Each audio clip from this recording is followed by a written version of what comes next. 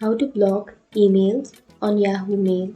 So if you want to block someone or if you want to block someone's email address on your Yahoo Mail, then first of all open up your browser, any browser that you're comfortable with, and then search for Yahoo.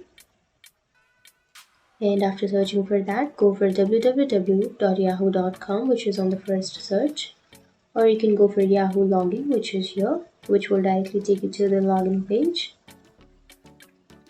And from here, make sure to log into your account. And after logging in, now you can go for the upper right corner and click on that mail.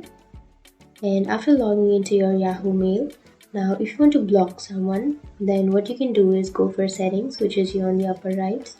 Click on that settings and then go for more settings, and here come to the left side and then click on security and privacy, and under that here you will have blocked address, so you can simply click on add, and here you need to type in an email address that you would like to block, and after entering the email address click on save.